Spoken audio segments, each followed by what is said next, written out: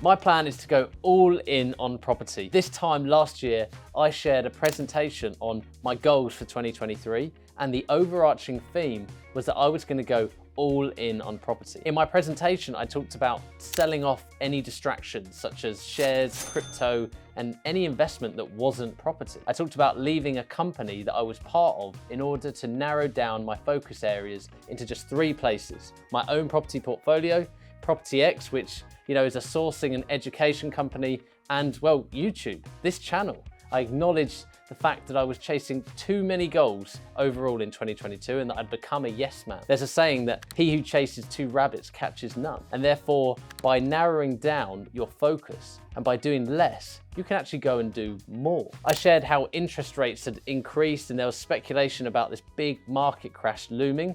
Yet I just decided to continue investing in property and applying the investment fundamentals that I've learned over the years. I shared how I intended to hire 2 new additional staff members to Property X to assist with the growth. I'd work with 40 members in my mentorship program, and I would also continue to create valuable videos for my YouTube channel. So in short, apply focus techniques, purchase 4 properties, hire 2 members of staff, move to a larger office space, which I'm in, and bring valuable videos to my YouTube channel every single week. So how did I do? What was done well?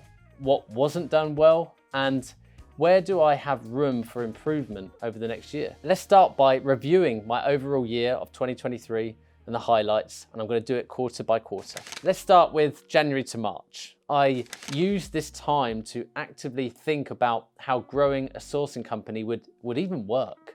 What staff would I actually need to go out and hire, and what structures do I need to have in place in order to grow quickly? You see, most people shoot out the blocks in January, but I actually chose the route of preparation first and then rapidly grow in quarters 2, 3, and 4 of the year. And after coming to a conclusion on my goals and the roles that I needed, I hired for the first property buyer role in March, creating a similar but more permanent role to what I had with Joey in Yorkshire, now just over in the Northwest. And then I started the process of hiring a case progression manager to assist with managing the sourced properties through to exchange and completion. And this allowed for a real big jump in growth in Property X. And most importantly, it took me away from dealing with everything in the business.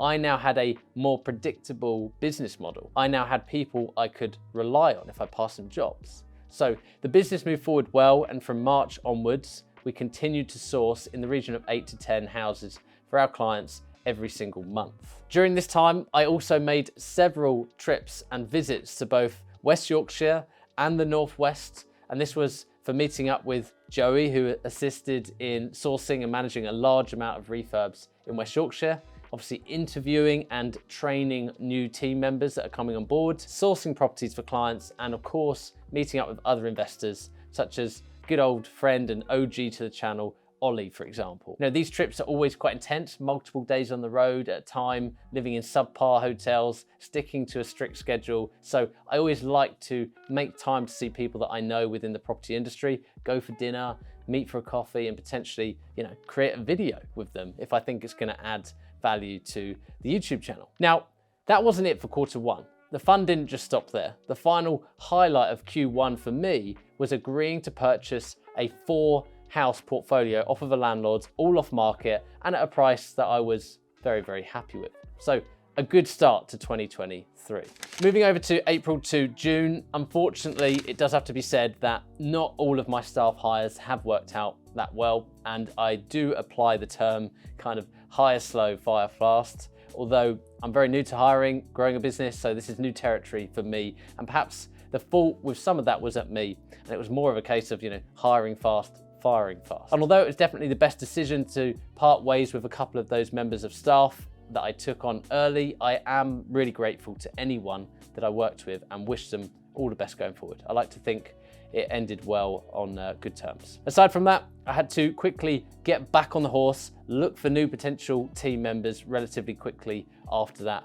Not just that, but Joey, who I've worked with for a long time now, for sort of 12 to 14 months plus, he then moved on to pastures new and followed passions outside of the property world. So looking back on this quarter of the year, there was some real big challenges to face, some quick lessons to learn, and I've come out of that time a better business owner and a better manager, in my own opinion, of course. I've learned how to structure the hiring process in a more effective way. I've learned how to build more of a structure for onboarding new staff members. And aside from that, it was generally a very positive quarter. I had multiple property refinances go through from projects that I'd done back in 2022. I spoke at a mastermind event in London, which I always enjoy doing. And at that same event, I met a fellow investor and developer called Gavin. So I went along to his new build project in Sussex and took a look, which was brilliant. And I did many more trips to West Yorkshire and the Northwest. And although I don't film every single one, I managed to record several trips this year and share them on my channel, which I'm really proud of. Lastly, I controversially sold one of my buy-to-let properties, and I created a video around this, which blew up to over 100,000 plus views within just a couple of months. But the truth is, not every single property purchase that you make will be the best one. I'm making enough purchases each year that just sometimes it makes sense to move some properties on and put that money to use better elsewhere if that property isn't performing efficiently enough. Now on to July to September. Well, this was an interesting part of the year for me. Some weeks filled with just fun, enjoyment and holidays as well, but some weeks unfortunately filled with, well, a lot of pressure, a lot of stress, and I did almost break the team from too much work, or more specifically, I did almost break myself. You know, we'd spent the 3 to 6 months prior filling the pipeline with properties, and sometimes finding the property can be the easy part. Sometimes actually the process of that purchase going through can be the tough part. So you need a good team and you need a lot of experienced people around you to deal with that, otherwise it can be quite intense. And on top of that, we had between 4 to 6 refurbishments starting every single month for the first 6 months of 2023. And this too quickly creates a lot of operational drag for a business. It's a lot to deal with, a lot of pressure, and I absolutely pride myself in the products that we produce for clients, so I do probably add that pressure onto us. So a busy and stressful period, but perhaps one of those lessons I needed to go through to become a better business owner and investor. On a more positive note, there were several holidays to places like south of France and then to Greece, and then many boat days enjoyed as well. On that topic, I always get flack for posting about boat days. That seems to be the main thing that really winds people up, which is quite interesting. I get silly messages about how I must have been given everything in life and how I just spend my days living on a boat, and perhaps I'm just posting some fake lifestyle. But the funny points are, well, it's not like I'm on a £20 million super yacht, sadly. I don't own the boat, it's my friend's boat. And then lastly, I have absolutely never been given anything in life, and people just don't like it and they despise it when they can see that I've put in more work than them and therefore I'm getting more results than them. So it seems to be the main thing that creates a reaction. I just had to talk about that one for a second. So stressful times, but also enjoyable times. I also completed on 2 of my own property purchases in that time frame, one of which had been in conveyancing for about 9 months in total. I was really getting worried. I was thinking, I want to buy 4 properties this year. Yeah, I'm in Q3 and none have completed. But then it started to happen. 2 purchases went through in the Northwest, both of which need refurbishments, both having tenants in situ. So I'll probably tackle the refurbs on those at a later date, probably sometime in 2024. I then revisited my friend and mentor's house, Elliot Wise, who has completed an incredible transformation on his house and doubled it in size. I spent a decent amount of time with him to also get the latest advice on how I can hire in a more effective way going forward and how I can further grow my businesses. Last but not least, before I share my lessons that I've learned over the last year, was of course the October to December window. This was an incredibly reflective time of year for me, reflecting on the growth from that year, the reality of business, which is a lot more revenue, but also a lot more costs, a lot more stress, and not necessarily as passive as I'd always dreamed of.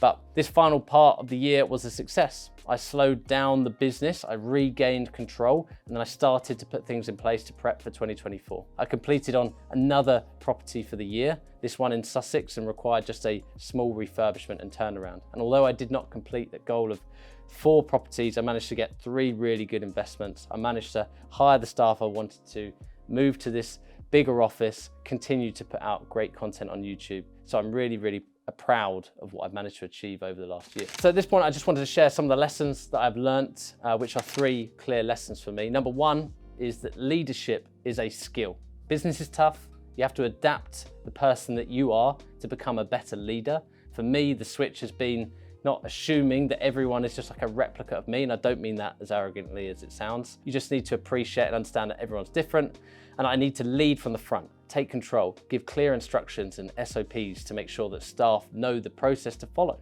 and set high standards if I want high quality to be met.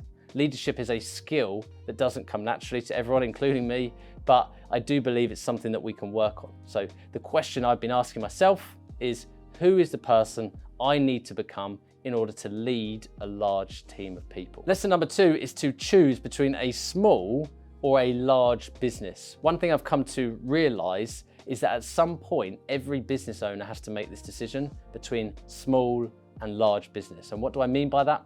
Well, a small operation is often capped in terms of the amount of revenue you can do. Let's say £150,000 per year, as that was similar to kind of my situation, but that relies heavily on one person. All tasks are done by, well, you, whether it's doing admin or whether it's doing marketing. You effectively create yourself a job, yet it is more profitable and, well, you do have more freedom. So there is some real benefits to it, but the alternative is that you go big. Potentially uncapped revenue, you could quickly go from 150K to 300, then to 500 with just a few good hires. So large revenues, but also larger overheads. The bigger you get, well, the worse it becomes. However, you can start to take tasks away from yourself as a business owner. You can delegate tasks and roles, and hopefully one day scale yourself out of the business. So my lesson this year is that you have to make that decision as quickly as possible when you start to get too busy. Go from small to big. I delayed that decision, didn't make it quickly enough or clear enough with the people that I wanted to hire. I also realized that playing in the middle is a hard game and you need to grow past that area as fast as possible, which is what I'm kind of working on at the moment. You see, you have a bit more revenue, but you also have a lot more costs. So therefore your profit margins start to suffer.